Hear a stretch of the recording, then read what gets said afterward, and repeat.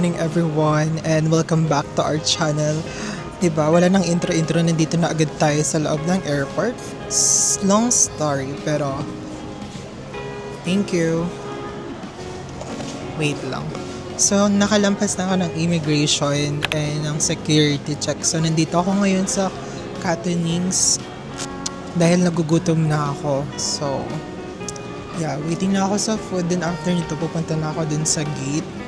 And regarding sa immigration, actually, hindi ako kinabahan. Mas kinabahan pa ako dun sa pag-check-in ko ng luggage. Ewan ko, for some reason, na nandun nag-check-in ako ng luggage, nanginginig ako, ang weird. And then sa immigration naman, super, I think mabilis lang, very few question. Tinanong niya lang ako kung it is, kung ang unang tanda ko, sino ang kasama ko. Sabi ko, wala, solo traveler, and this is also my first time.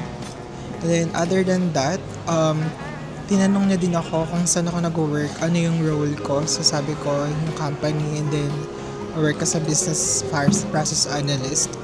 Ang isa pang tinanong niya sa akin is kung mayroon daw akong dalang COE. So binigay ko yung COE ko.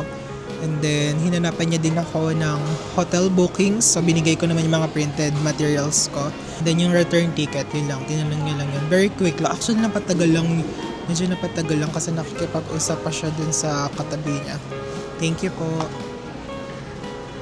Ayan. So dinilan ni Kuya yung drinks ko. Catonings. Ito pala guys, Catonings. Going back, yun, sobrang quick lang. And actually, yung natapatan ko immigration officer kanina, siya yung hindi ko wini-wish na sana yun siya yung mag-interview sa akin. Kasi may matagal sa kanya kanina, like 10 minutes ata yung inabot sa kanya. Pero yun, ayun, surprisingly, super smooth lang nung yung interview kanina. Guys, thank you so much, Lord. Guys, this is it. We're really flying our first international solo travel. And sana mag-enjoy kayo sa views and sa country na pupuntahan natin. This will be very special because this is my very first international, and yeah, sana mag-enjoy tayong lahat. Okay, so this is my food. I ordered mang inasal or inasal lang pala. And then isang dalamansi cooler. Ayan siya. Ayan. So yun lang yung kakainin ka in time check. It's already 2:27 a.m. Yeah, kakain lang ako din. I'm gonna go pila na dun sa gate.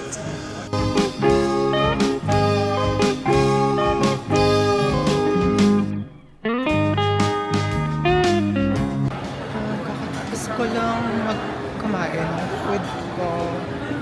Hindi nahanap ko yung water station or water refilling station dito sa airport. And then, check ko na yung gate pa after nito. Sabi ni ate, makalabas siya ng gate 111. Ayan, just sa may gate 111.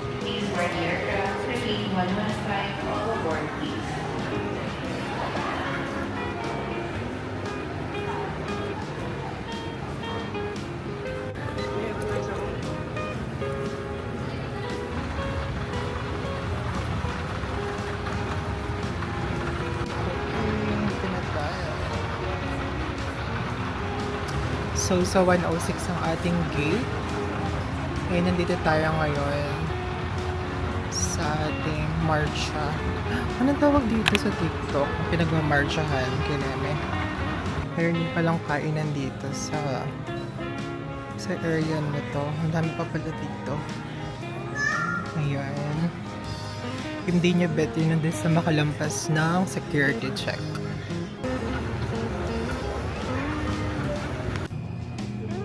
Kita ba? So, dito tayo ngayon sa boarding gate ng Hanoi.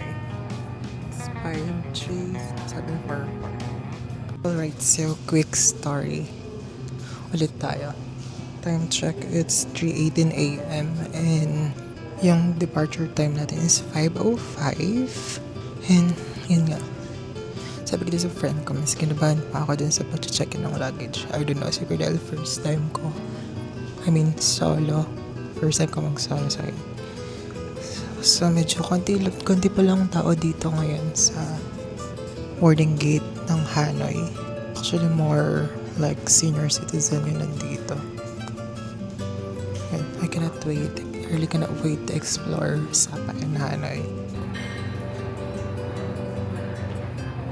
Kinabahan naman ako. Akala ko kung huling announcement. So, magta-transfer daw ang aming gate from 105 to 106. So, yep, this is an update. Time check guys, it's 4:28 a.m. and nag-start na mag-board or mag-boarding yung gate namin. Tinawag na rin Group 1 for this specific flight. So, as for me, I believe Group C ako belong. So yeah, let's just wait.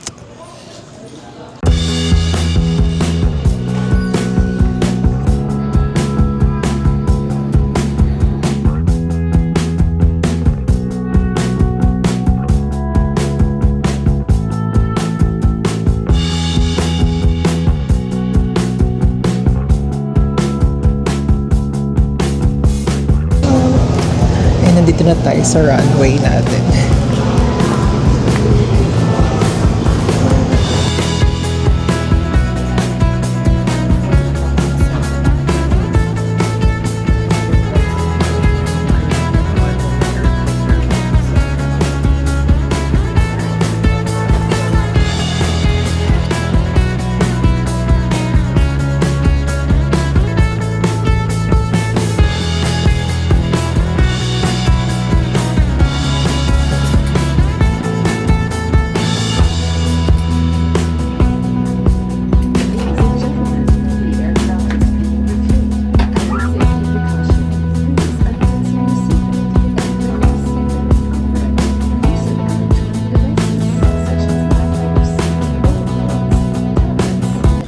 Okay, so finally we're here na sa airplane and yung flight natin is 5:05 a.m. And ang seat natin is windows. Yeah. So update na lang ako later kapag nasa Nueva International Airport na tayo and sa Terminal 2 tayo later sa Vietnam.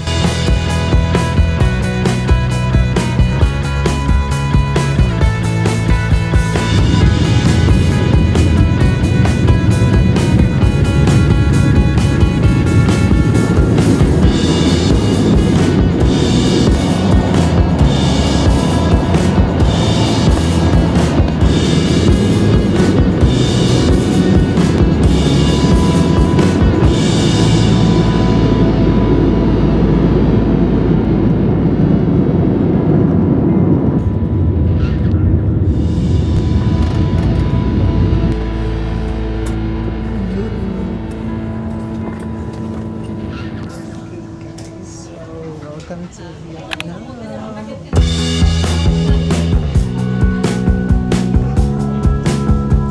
Ang first agenda natin today is kunin ko yung check-in luggage ko.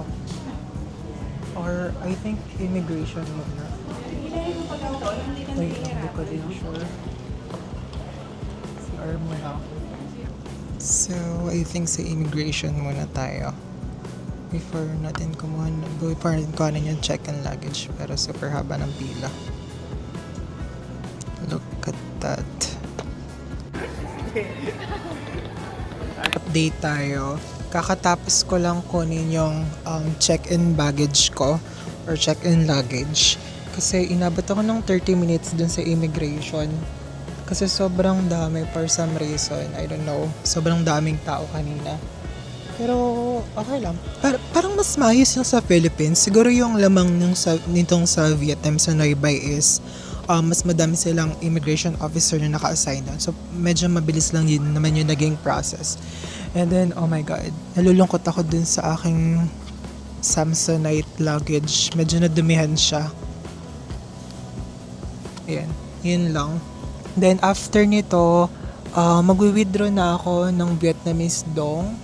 And then kukunin ko yung physical SIM card na binok ko sa Klook. Although meron na akong eSIM card dun sa Apple ko. Pero sayang naman, kunin ko na din yung yung physical SIM para meron akong parang hotspot. Anyway, so after ko magkuha ng SIM card and mag-withdraw. Hanap akong kakainan ko kasi buti na lang na-adjust ng 10 a.m. yung 10:30 yung bus.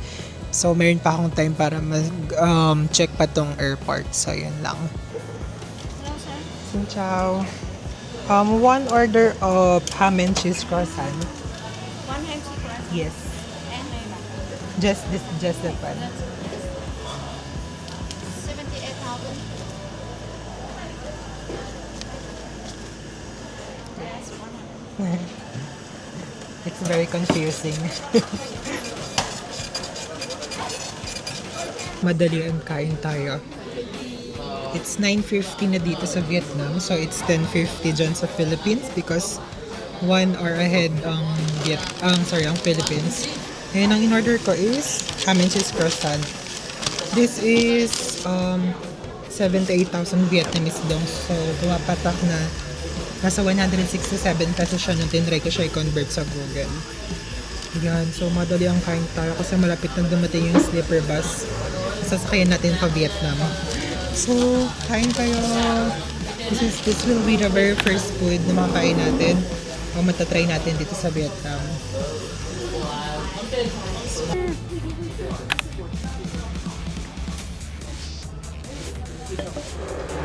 Naamoy ko dito ang ating mga kaibigan Indian sa likod. In fairness, masarap siya.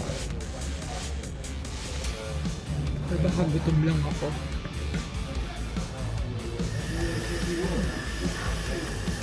Ate Zel, thanks sa tumbler. Work anniversary gift ng leader ko sa work. So mamaya, mabiyahe tayo ng 5 to 6 hours pa sa So para kung bumiyahe ng Manila to Baguio or Ilocos din. It's parang Baguio din siya actually yung Sapa. Mas peaceful lang I think yung Sapa kasi hindi siya katulad ng Baguio na sobrang daming tao. Sana hindi siya maging maulad talaga.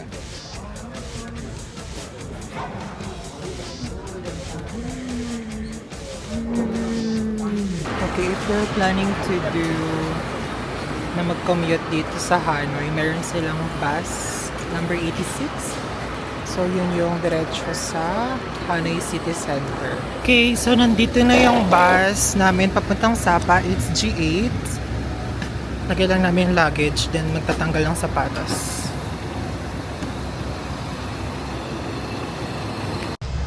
Okay, so nandito na ako ngayon. Nakasakay na ako sa bus. Ito yung binook ko G8 open tour limousine. Unfortunately, late siya. Pero parang okay na din na late siya kasi sobrang tagal ko kanina dun sa pag-withdraw ng pera kasi yung kasunod ko nga, diba, ang dami niyang withdraw.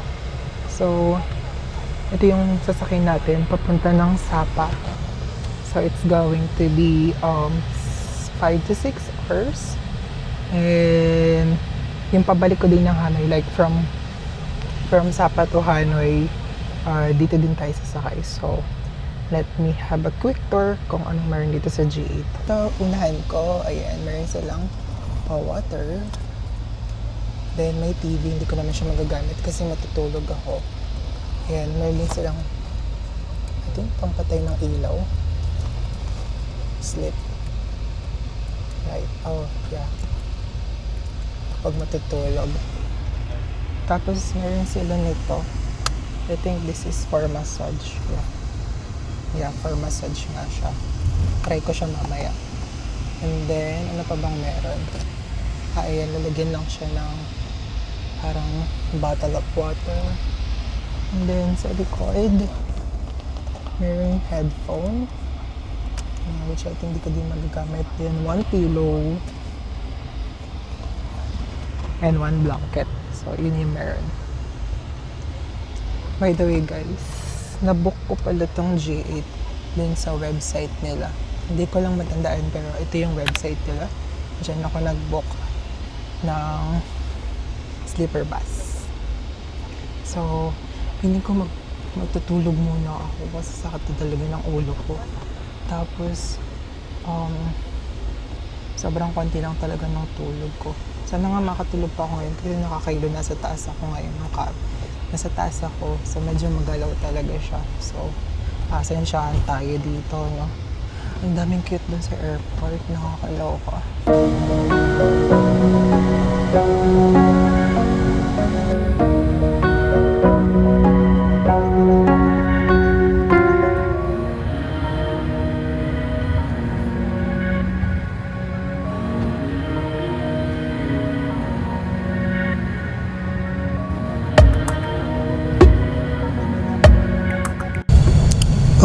Okay, trivia lang guys.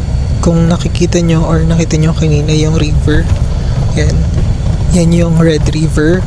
Or kung taga China ka, ang tawag dyan is Yuan River. And then kung taga Vietnam ka naman is Songhong River. Dalawa yung tawag kasi it connects China and Vietnam. Parang nagpa-flow through siya from Yunnan province of China up to the northern part of Vietnam, which is nagko-connect tong river na to sa Gulf of Tonkin. So this one also is very important to these countries or to these regions because of rice cultivation.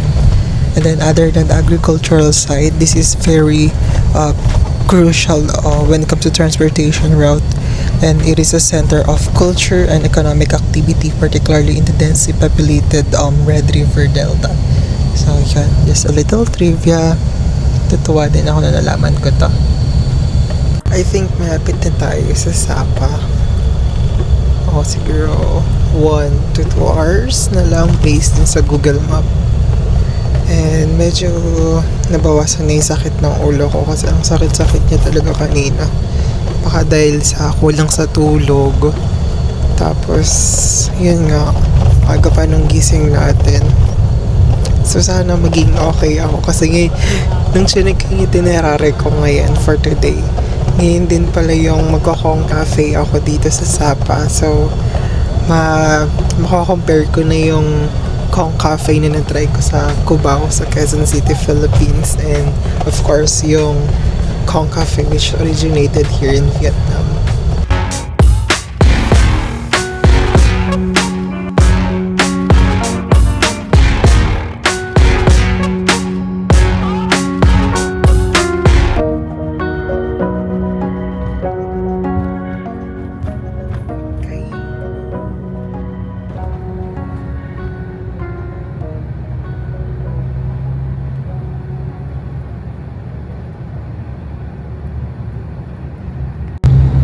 To the Sapa. So proud of yourself.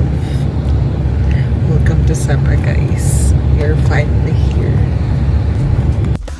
Alright, so just an update, guys. Finally, we are here. Nasa Sapa, Vietnam after 8 hours. So included na dun yung biyahe natin from airplane from Manila. And then 5 hours, I think 5 to 6 hours from Noybay International Airport to here sa G8 bus station main office sa Sapa. We're just waiting for, I think, the service para dun sa drop-up dun sa hotel. I think, papunta sa Hanoi on Thursday. Meron din mag-pick up sa amin dun sa hotel. Tapos dadalhin kami dito sa pinakang bus station going to Hanoi. So, yeah, thank you so much, Lord. Thank you so much. Nakarating kami ng safe. And I think the weather ngayon dito sa Sapa is good, although medyo makulimlim, but it is not raining hard. Thank you, Lord, guys. So wait lang tayo dun sa service and then we can go na dun sa hotel.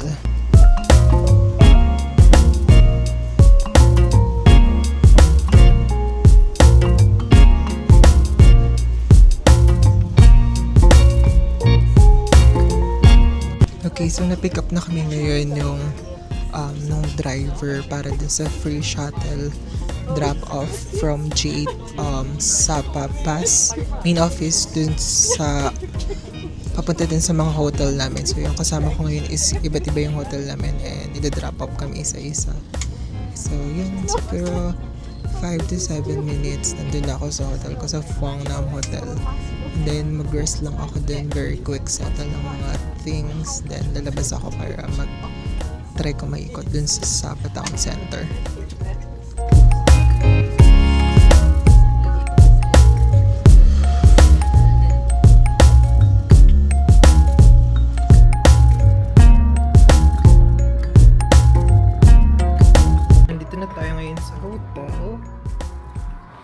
na tayo ng service ng J8. So, magcha-check-in lang tayo.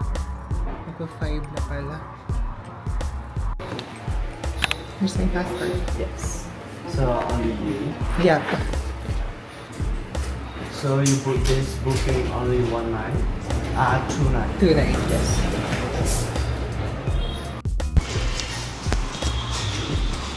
It's already paid, right?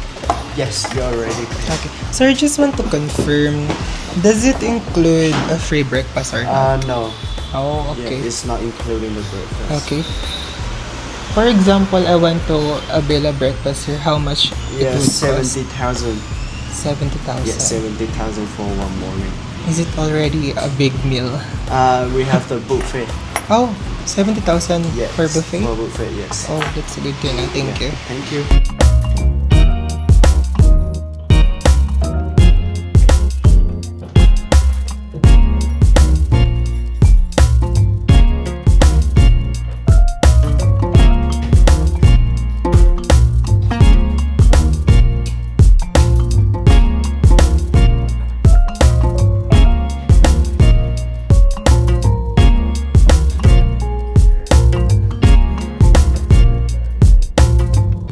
Finally, we are here now sa Phang Nam Hotel and makakapag-rest na tayo. Siguro mga 30 minutes rest lang and then hahanap ako ng makakain kasi super nagugutom na din ako. Gusto ko uminom ng paracetamol kasi nasakit pa din ng ulo ko.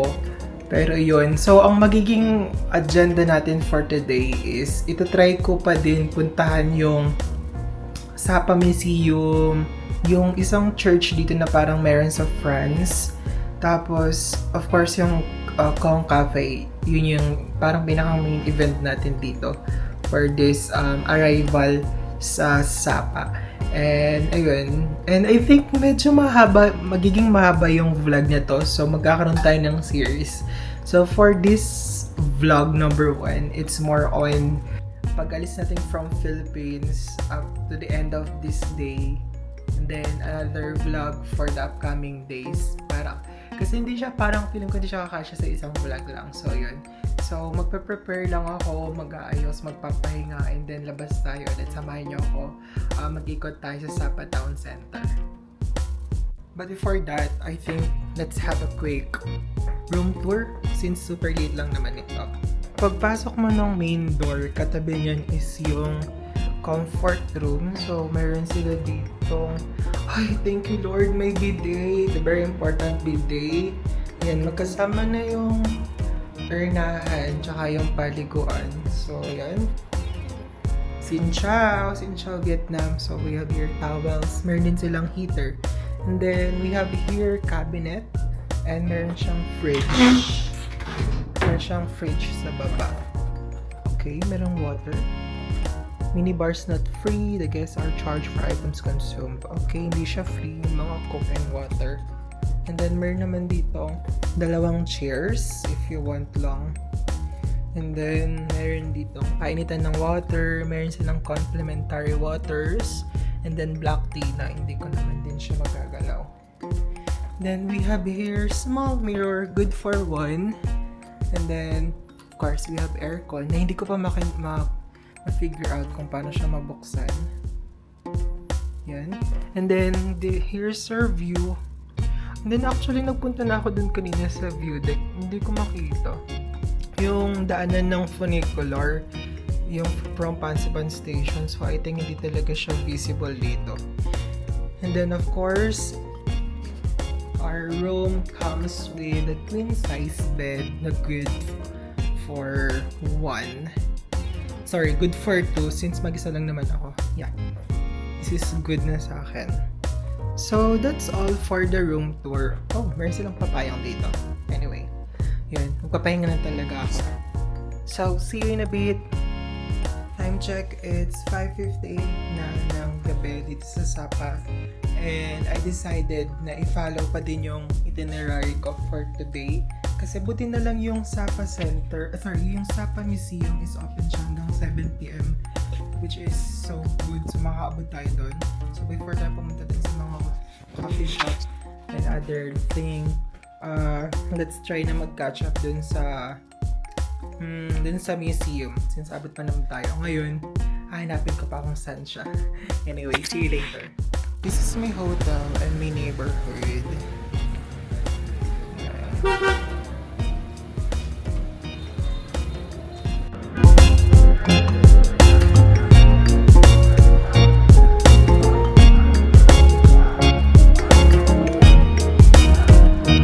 Inahapo agad ako. So naglalakad ako ngayon sa gilid ng Sun Plaza Station or Fansipan Station. Dito tayo pupunta bukas, pupunta dun sa summit ng Fansipan. So pupunta pa rin tayo dun sa museum.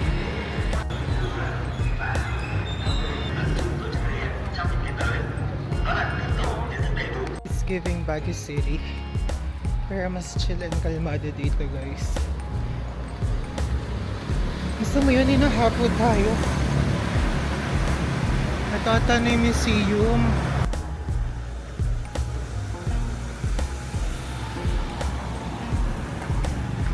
Okay, nandito tayo ngayon sa Sapa Museum na open hanggang 7 p.m. Actually, parang everyday sila open ng chinek ko sa Google.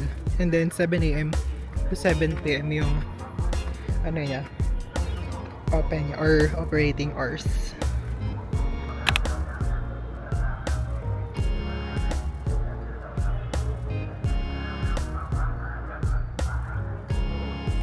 Okay, sa pagpasok mo ng Sapa Museum, may makita kang mga delicacies nila. Ngayon, para siyang mix ng museum at the same time parang souvenir shop. Ito, ang dami oh. Keychains, wine purse, etc. Yep. Ang ganda ng color niya. So vibrant. And then from this side, more clothes, traditional attires of Vietnamese. And then in this section, more arts. And then paintings. And then ito yung isa sa pupunta natin mamaya, guys. Notre Dame ba yun? Meron din ganyan sa France. Pero since na-colonize ang Sapa before ng French, parang kaya yung community or yung kung mapapansin yung infrastructures here sa Sapa is parang European style because na-colonize sila ng French before or ng France. Baka ito yung mismong pinaka-museum pala. Yung baba is more on souvenir shop siya. Wala masyadong tao. This is what? Is this the map of Sapa? I'm not sure. Okay. This is jewelry. The Dao's Jewelry. Dao, ito yung tawag sa mga tao ng Vietnam before. This is the Sapa Distribution Population Map. Ceremony of Dao Minority. Oh, this is the most important ceremony of a Dao ethnic man in his life. Is an identity level ceremony or called the Metro Rites. Ay, may pagganon sila. Para sa mga kalalakihan ng Sapa. Di ba siya parang tinulian ganun? Oh, this one. What's this? Sorry. Is there any label? Oh, let's check this one. The Identity Level Ceremony of Dao Tafin. Identity Level Ceremony. Baka part din to ng SAC Ceremony of Dao Minority. Dito naman, makikita nyo ang different model of houses sa Sapa or sa Vietnam. This one, this is model of Han Mi House. Then sa katabi niya, meron tayo ditong model of Hmong House. Siguro ito yung mga bahay na nakaka-display or yung ginawa din sa Katkat Village na pupunta natin sa Thursday. In this area, more pictures.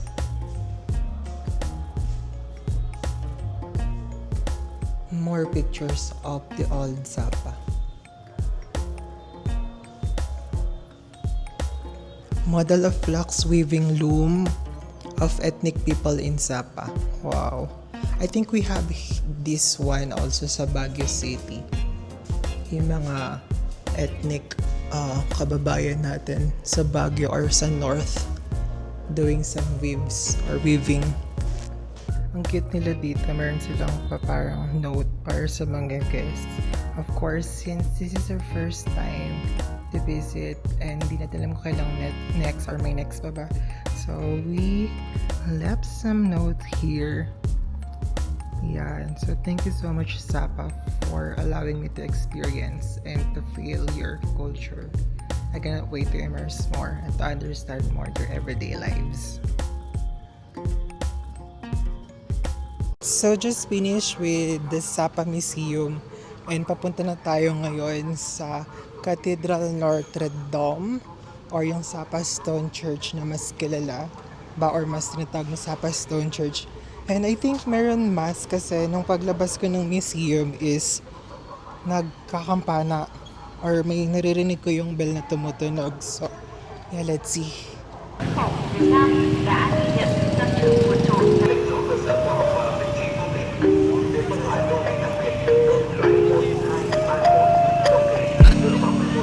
Naglalakad lang tayo ngayon, guys. So, punta tayo din sa Notre Dame Cathedral. Hindi pala misa yung naririnig ko. Parang ano siya, announcement siya dito sa buong Sapa. Hello! Ang cute tong bata. Parang nagbabenta siya ng mga pitaka.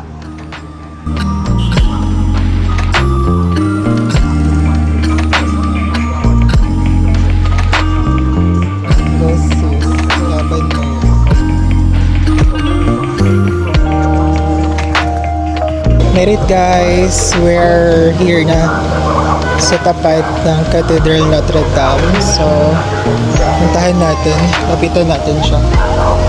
Yung mga foreigner na nagpapapicture din sa harap. Hindi kayo pumasok. Please keep quiet. Oh, no camera. Okay, no camera daw. I just went din sa loob ng cathedral and akala ko may nagmamas. Hindi ko alam kung mass yung nangyayari dun sa loob, pero majority ng tao sa loob is mga kabataan. And para silang nagpa-practice ng choir or something. Or parang may devotion. Parang ganun yung nangyayari sa loob. Hindi lang ako nag-video kasi bawal ang camera sa loob. And yung impact niya sa akin while listening to them, although hindi ko na-understand, maybe because of the connection when in terms of the religion, meron siyang connections. Then, speaking of religion kasi, I searched na dito sa Vietnam, ang religion nila is mostly based on, or let's say, Vietnam's religious landscape is diverse with the Vietnamese folk religion. So, more on, ang major religions or practices dito is more on folk religions and ancestor worships. And then next to that is Buddhism and Catholicism. So, yun. So, bilang Katoliko or Christian, yeah, super nakakatuwa na I was able to witness yung practice na ginagawa nila dito sa loob ng Cathedral Notre Dame. Okay, so, super okay na ako na sa experience. Sobrang fulfilling niya. Like, nothing fancy. It's the feeling and the experience that I will cherish. Kasi actually hindi ko talaga pinaplan pumasok before sa loob. Pero super special din nangyari dahil sa ginagawa nila ngayon dun sa loob. Okay, so ang next agenda natin, biglang next agenda, biglang nag-shift. Yung next is Sapa Lake and Sun Plaza Station. Kasi yung Sun Plaza or Sapa Station is katapat na nitong Notre Dame. So, daanan na natin siya before tayo pumunta din sa Sapa Lake. Okay. So guys, katapat lang siya yung Sun Plaza Sapa Station. So again, tulad ng sabi ko kanina, dyan tayo pupunta bukas ng umaga. Dahil dyan yung sakayan ng funicular station papunta sa Muangwa Station. Kung saan yun din yung cable car naman papunta sa Pic. Or hindi siya Pic papunta din sa isang station ng funicular pa. Yan. So, lapit tayo. Meron parang nag-go-kart Hindi ko alam kung paano mag-book or may booking. Pero yun, may mga ilan-ilan. Gusto ko na siya try eh. Pero nahiya ako. So sila na lang, panoodin ko na lang. Cute ng Grab driver. Bakit ganun? Kanina pa sa airport napansin ko, ang daming cute dito sa Vietnam ha. Nakakainis na. Parang ayoko na umuwi. Char.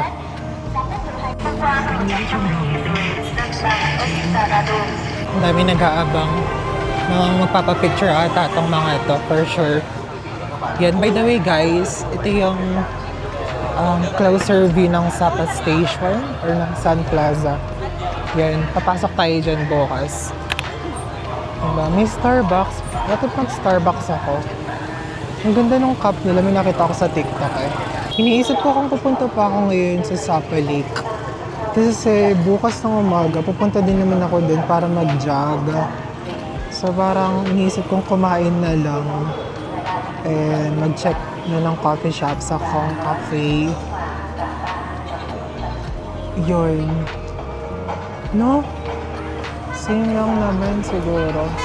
Yeah, bukas na ako mag-Sapa Lake. Tapos, mag-dinner na ako kasi 7 na. Which is 8 p.m. na ngayon sa Philippines. Yan. Meron malapit na Agribank ATM dito guys. Di ba na-mention ko kanina sa airport? Like, ang haba ng pila and sobrang tagal ko din. So, dito sa mismong Sapa, meron. Malapit lang siya sa Sapa Station. Okay, Agribank. Yan hinahanap ko ngayon, yung Kong Cafe. Guys, I'm not even sure kung dito yung daan. Hindi man lang ako nag-Google Map. Pero okay lang, explore tayo. Ganda talaga, grabe yung lights. I love it. Wow.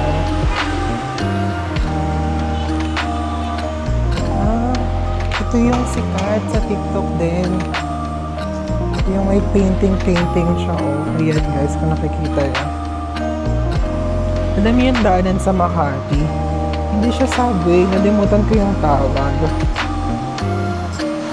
Pero may ganito. Yeah. Ayan. Ayan siya guys. So nakita ko yung nag-jogging si Aya dito sa Sapa. Napadaan din siya dito. Pero sana dito din yung daan papunta sa Kong Cafe. Kung saan ako magpunta.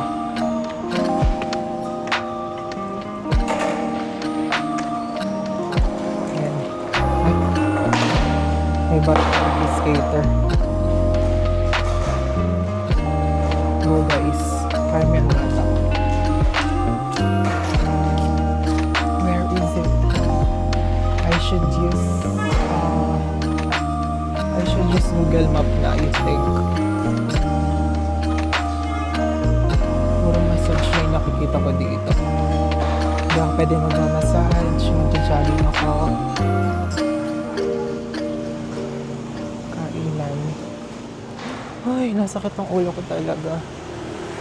Magkakatabi yung massage nila. Come on. Yes. Okay, so habang naglalakad ako, nahanap ko yung Kong Cafe. So napadaan ako dito sa isang parang sari-sari store. I think more lang dito, kaya nag-stop na din ako. Kumuha ko ng 2 Lay's na walang ganito sa Philippines. Yung flavor niya, tsaka isang biscuit. So meron akong makakain na emergency. Yun, so nag-search na ako sa Google Map. Medyo malapit na pala yung Kong Cafe dito sa grocery store na pinagbilan ko ng chips and ng biscuit. Tawid lang tayo. Pero gusto ko na makakain muna. May banyo dito.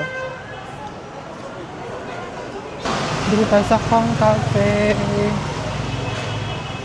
Okay, I'll get the large one. Yeah. And then... Anything else? Do you have any pastries? No. Only coffee, only drinks. And some like rice. Okay, I'm all good with coconut coffee. 69,000. Ayan, nakarinig na ako ng mga Pilipino talaga. Hello po. Okay, so let's find a place here. Okay, dito tayo sa labas. Para feel natin ang ating Vietnam. Guys, ang cute na naman. Cute ng barista dito ng Kong Cafe. Nakakaloka. Nakita nyo naman sa vlog, di ba? Anyway, first official and legit coffee from Vietnam. This is a coconut coffee from Kong Cafe. So, matitry na natin. And, makakompare na natin yung difference ng Kong Cafe. Coconut coffee from the Philippines and the original one here sa Vietnam. Oh my God, medyo makalat siya.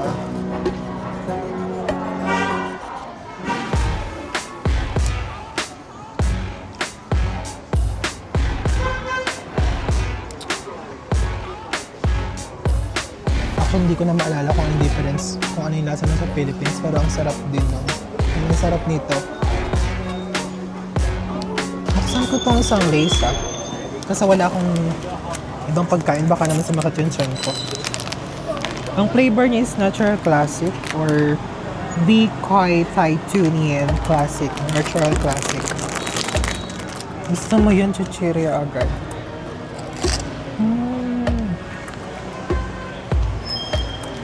So this is Vietnam. Yung katapat natin is spa. Ano ba yun? Parang gusto ko pang model ng kape. Ang cute talaga ng barista. Ito ko ata is bar.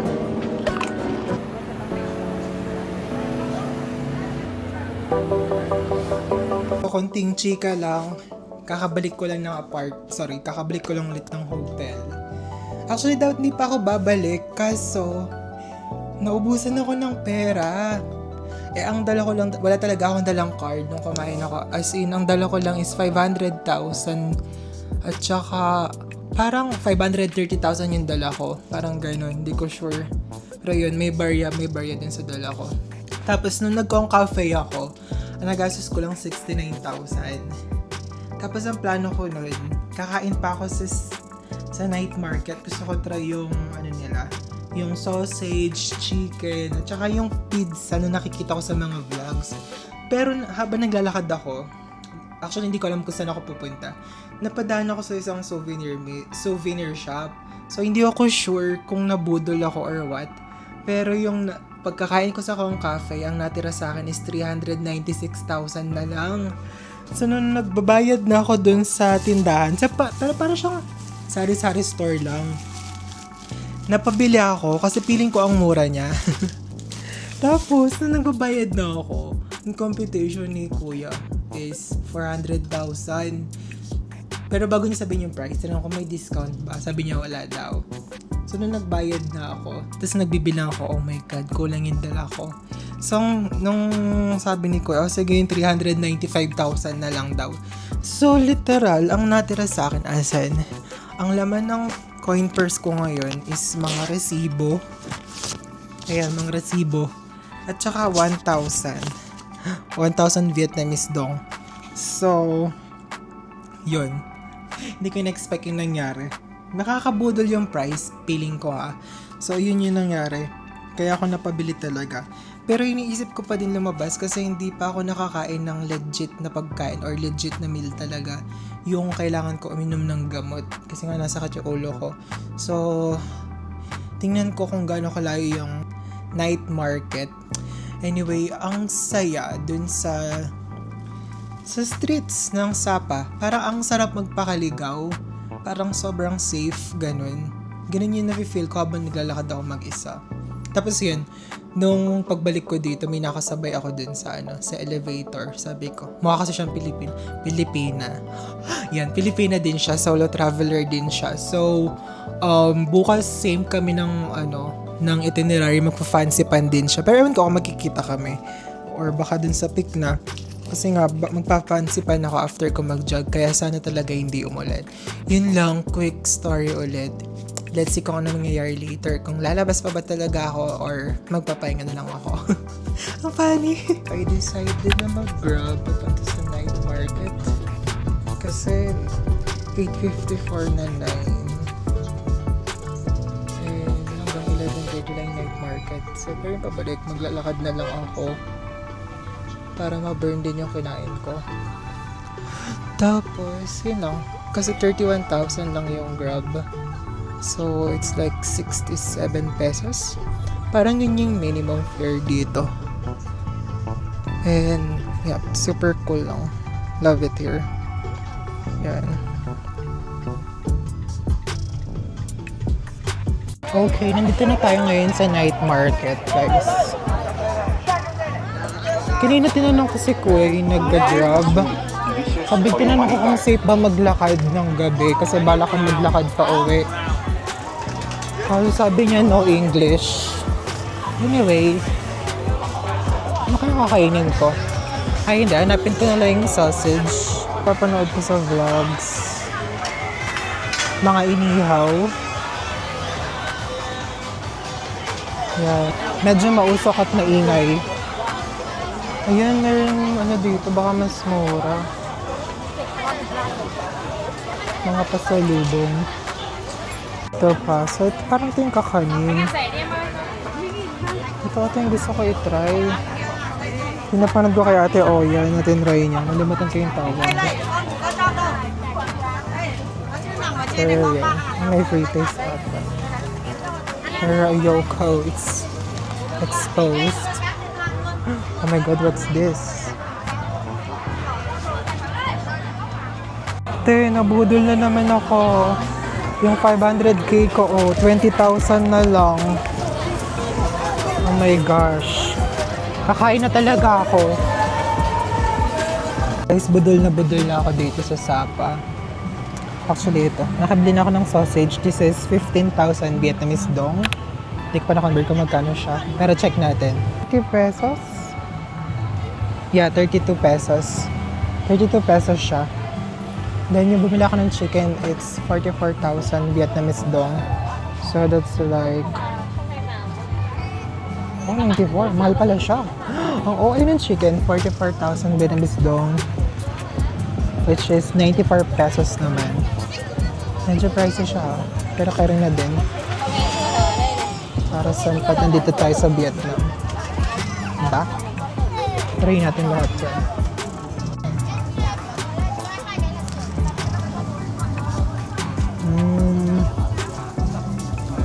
Sakto lang. Hindi siya ganun ka-special. Char. Parang nasa binili sa grocery store yung ganun.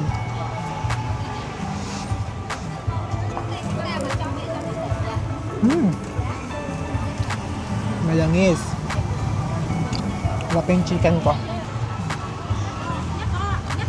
Hindi mo uso. Pankoy, Bangoy, Doy, Ga, KFC. Discover ko lang dito sa vlog ni Mark Paragas. Halos yung reference ko naman sa mga itinerary ko is kina Ivan, kina Marvin, Samako, si Mark Paragas. Super friendly kasi nung ano nila, mga vlogs. Ayan yung chicken ko, fried chicken. Try natin yung chicken.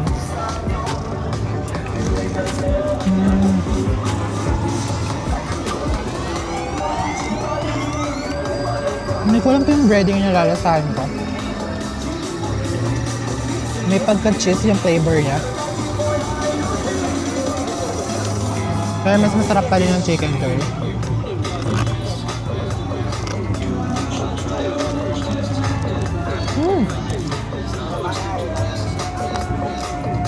Okay nga din. Bukas tayo babongga ng mga pagkain. Dito ko natatapusin yung vlog for this episode. Yung first episode ng ating Vietnam series. Ian Fall in Vietnam. Gusto mo yun? Emily and Paris ang atake. Wala akong tubig.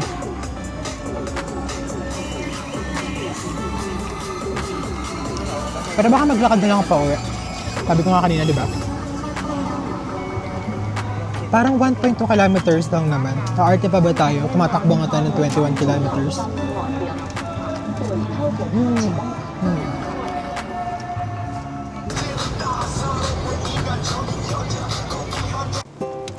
Alis kayo sa harapan ko o sisipain ko kayong dalawa. Ha?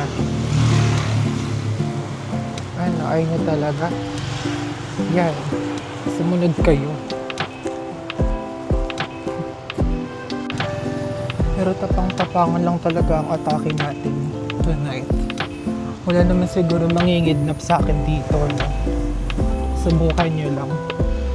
Mali kayo ang kinalaban. Sinasabi ko talaga sa inyo.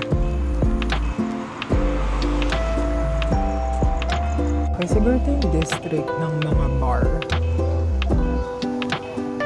May mga naririnig ako mga lasing eh. Yan. Pinagkakasama ko ang daddy ko. Diba? Daddy, binabantayan mo ako. Yan. Yan pa, more stores.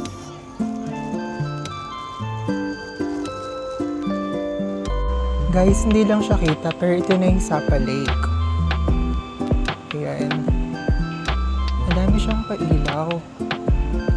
Actually, parang buong Sapa. Sobrang maliwanag dahil sa mga pailaw nila. Ito. O, diba? Mas makagento. Gamit na gamit sa kanila ang color yellow. I don't know. And then, late ko na na-realize, guys. Parang wala pala tayong maayos na no? Maayos na intro. Ay, shoot. Ayun na naman. May mga lasing na naman. Oh my gosh. Wait lang, guys. Ano daw? Parang nagmumura naman si kuya. Anyway, guys. Sabi ko nga, wala tayong magandang introduction ata. Parang dire-diretso. Kasi nga kanina pa lang sa airport, like sa Naiya, bala ko dun mag-intro. Kaso kabado ako. So, hindi na ako nagkaigay. By the way, guys, before this day ends, just want to say, Xin Chao and come in. Or should I say, welcome and thank you. Welcome to the land of the Blue Dragon, Vietnam! Okay. Dito ko na tatapusin yung vlog natin for today. And don't worry guys, napakadami pa nating activities. Basta wag lang talaga uulan sa mga susunod na araw. And sana nag-enjoy kayo dito sa tour natin. Kasi ako nag-enjoy talaga ako. Super love the weather. Para siyang Baguio City talaga. Pero sobrang chill dito. Super tahimik. And yeah, super friendly ng city. Once again, thank you so much for watching. And see you on the next episode of Ian in Vietnam. Bye!